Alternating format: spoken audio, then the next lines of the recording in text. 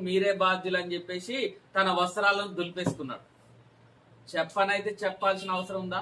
అక్కడ అందరూ మారిన తర్వాత ఇప్పుడు వాళ్ళు ఏం చేస్తారు? మారిన వాళ్ళు పౌలును వెంబడిస్తారు. లూదియా స్త్రీ లూదియాను తుయతైర పట్టణస్తురాలు పౌలును వెంబడించిందా లేదా? ఇప్పుడు మారిన వాళ్ళు కూడా ఏం చేస్తారు? అందులో నుంచి యూదా మతంలో నుంచి పౌలును వెంబడిస్తారు, క్రీస్తును వెంబడిస్తారు, పౌలుని వెంట నడుస్తారు. మారిన వాళ్ళ విషయంలో ఇక పౌలు ఇక ఆ చోటుకు పోడు, చెప్పిన కాడికి చెప్పిండు, ఆయన పని అయిపోయింది, ఇక మీ నాశనం మీరే బాధ్యులని తన వస్త్రాలను దులుపుకున్నాడు, అక్కడి నుంచి వెళ్ళిపోయాడు. ముందు వెళితేనే కదా ఇదంతా జరిగేది, వెళితేనే కదా నువ్వు చెప్పేది, వెళితేనే కదా నువ్వు ఒప్పించేది. అసలు వెళ్ళనంటే ఎట్లా?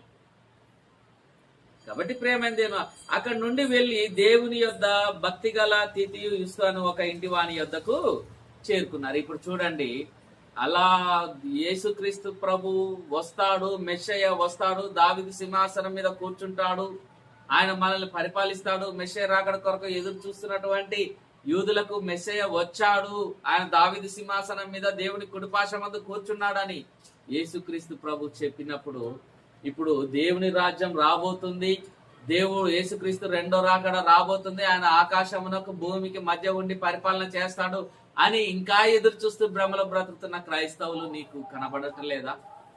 ఆ రోజు యూదులు ఏ పరిస్థితిలో ఉన్నారో దేవుని యందు భక్తి కలిగిన వారైనప్పటికీ, ఈ రోజు దేవుని యందు అదే భక్తి కలిగినటువంటి క్రైస్తవులు, క్రీస్తునందు విశ్వాసం ఉంచి క్రీస్తును ప్రభువుగా రక్షకుడుగా ఒప్పుకున్న క్రైస్తవులు ఈ రోజు అదే యూదుల పరిస్థితుల్లో లేరా?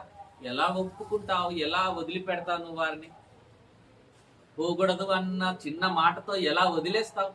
దాని కొరకా దేవుడు నిన్ను సేవకుడుగా ఎంచుకుంది, దాని కొరకా దేవుడు నీకు ఇంత పెద్ద బాధ్యతను అప్పగించింది. ప్రేమైన దేవుని వాళ్ళారా, మీరు ఒకటి ఆలోచించండి. ఒక కలెక్టరు ఆ జిల్లాకు మాత్రమే ఉత్తరవాది, ఒక పోలీసు ఆ జిల్లాకు మాత్రమే లా అండ్ ఆర్డర్ విషయమై అతడు జవాబుదారి. క్రైస్తవుడికి అలా లేదే. క్రైస్తవుడు భూ దిగంతముల వరకు దేవునికి సాక్షి అయి ఉన్నాడు. ఒక కలెక్టర్ కి, ఒక ఐపీఎస్ ఆఫీసర్ కి లేనటువంటి గొప్ప బాధ్యత నీకు ఇవ్వబడిందనంటే నువ్వు ఎలా వదులుకోగలుగుతావు? ఏనాడన్నా ఆలోచించామా ప్రియ